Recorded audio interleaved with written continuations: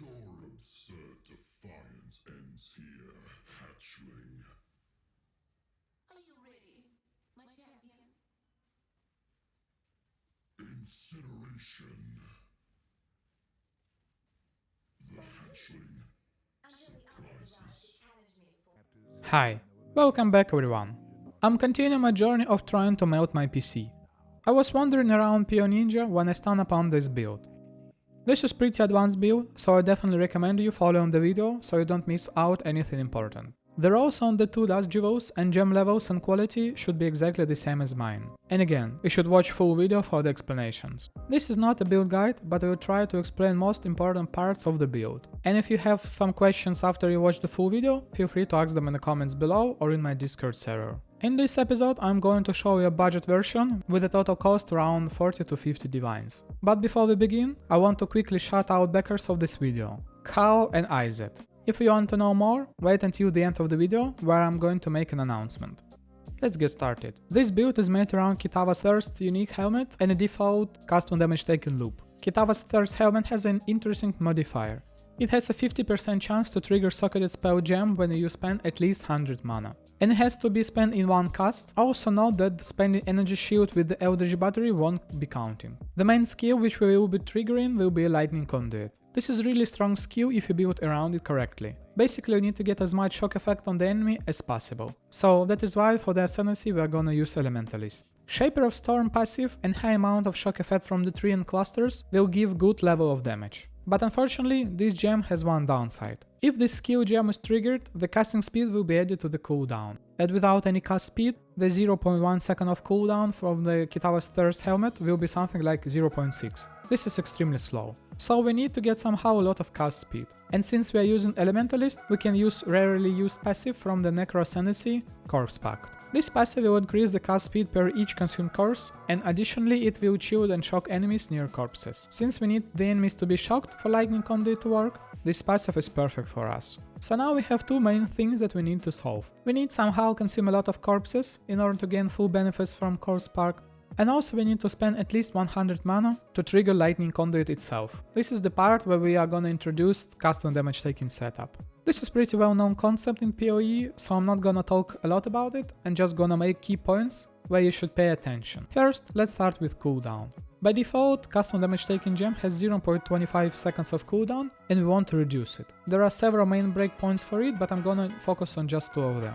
First one is 9% CDR, and the second one is 27% of CDR. With the first one, custom damage taken gem will have 0.231 seconds of cooldown, while having 0.198 with the other one. To achieve 9% of CDR we can use Eldritch Mount on the boots and any CDR mount on the belt, even the crafted one. To get to 27%, you need to use a combination of 7% CDR on the boots with Eldritch implicit and a belt with a perfect roll of 20%. Or you could use Stygian Wise belt with a roll of 17% and get 3% from the Abyss Jewel on it.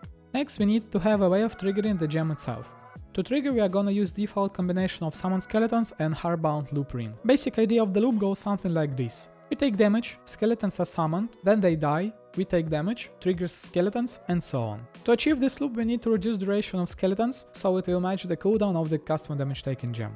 For the setup with 9% of CDR we need to have 5 2 dust jewels with a sum of 98% reduced skeleton duration and 43% less duration. You can get 43% by having level 1 less duration support with 6 quality. For the setup with 27% CDR, we just need to adjust less duration support to be level 8 with 20% quality. Then we need to make sure that the summon skeleton stays at level 10 and it should be linked with level 3 custom damage taking gem. Last important part about the loop is that we need to have Blessed Rebirth passive from the cluster, so that the skeletons will die exactly when we need and not before, breaking the loop. And now for the final important part is that we need to spend 100 mana per cast in order to trigger Lightning Conduit. And we are gonna use two skills for better triggering chances. To achieve that level of mana cost, we are gonna use Archmage Support Gem. This gem increases the mana cost of the skill depending on the amount of unreserved mana. This is the last tricky part. You need to balance your mana level in such way that mana cost of Crackling Lens and Volatile Death is as close to 100 as possible. The easiest way of doing so is by using Petrified Blood, Aura and Clarity. You can just buy level 20 Uncorrupted Clarity and then balance the amount of mana you have unreserved. You can reduce the level of gem by 1 by selling it to the vendor with one Scouring Orb. So just keep reducing the level and check for the mana costs.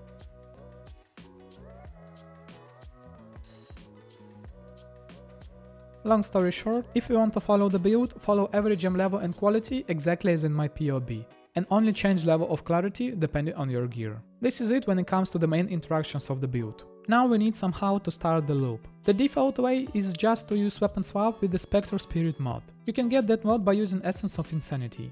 I bought 2 weapons with Fractured Mana Regen, slammed the essences and crafted Mana Regen. Having Mana Regen is not mandatory, but will make life a little bit easier. Then to start the loop, you need to weapon swap once, wait till you are full HP and mana, weapon swap again, wait till you're full, weapon swap again faster, and you should be good to go. Depending on your mana level, it might be better for you to use one weapon with Spectre Spirit mode. If the loop hasn't started, even after several weapon swaps, just continue doing them a bit faster until you got the loop going. Also, it is recommended to change settings of PoE to lockstep, so the triggering will be more stable. You can clearly see the difference between those two. Lockstep works perfectly fine, while the other one have some downtime.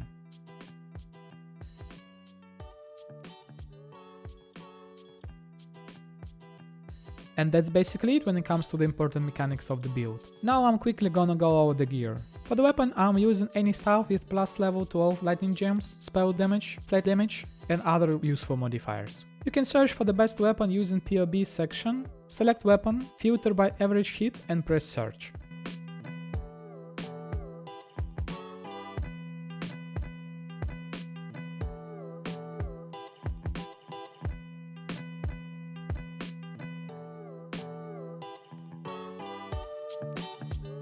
Then filter by the sum, and that will be the best weapon for your build.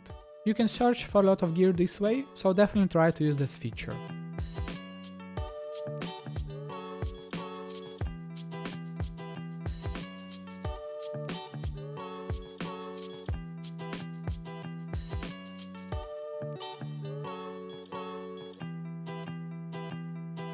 Next is the helmet. To get the highest level of damage, you should look for a combination of +2 to lightning, +2 AoE and shock effect corruption on the helmet. The body armor is Stasis Prison. Since we are constantly dealing damage to ourselves, we need somehow to mitigate it. Hence, this is why we are getting a lot of life and mana recoup on the gear and the tree. For the amulet, I'm using Ashes of the Star for the level and quality of the gems. Battle Rouse Anointment for the mana recoup. The rings are hardbound loop with +2 to elemental resistance, and other rare ring with resistance, life recoup and mana recoup. Gloves are Elgar Mortis with elemental weakness corruption. The boots are rare boosts for resistances, movement speed, life, CDR and brittle ground in places for the damage. Belt is a rare belt with cooldown mode and necessary attributes. The flask are just some random flasks for speed, damage, crit and explosions. This is it when it comes to the gear.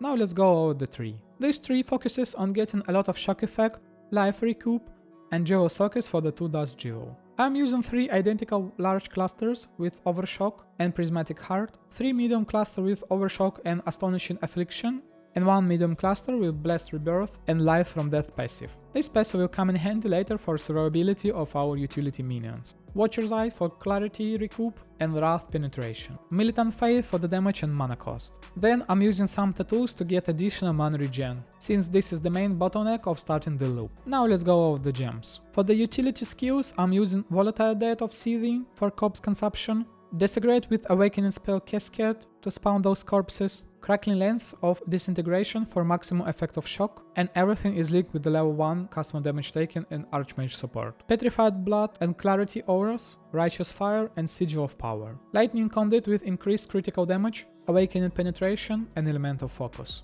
Blood Rage, Phase Run, Creeping Frost, so that we can create chilling areas for the gloves. Summon skeletons with the less duration and customer damage taken. And finally, Utility Spectres and Animate Guardian. Since we have around 15 skeletons dying every second, we can make our minions almost immortal with a combination of Life from Death passive. With this passive, our AG and Spectres will recover around 60% of their maximum HP every second. So as long as they don't die from one shot, they're practically immortal. For the utility specters, I'm using Perfect Spirit of Fortune for the Wrath and Lightning Damage is Lucky, Perfect Thunderbird for the Lightning Exposure, and Pain Artist for the Zealotry and increased critical strike chance. For the AG gear, I'm using Kingmaker, Crown of the Tyrant with the blue socket, Body Armor for the additional life regen, Gloves with the resistance and increased life regen, and Legacy of Fury for the boots. Well, this is it when it comes to this character.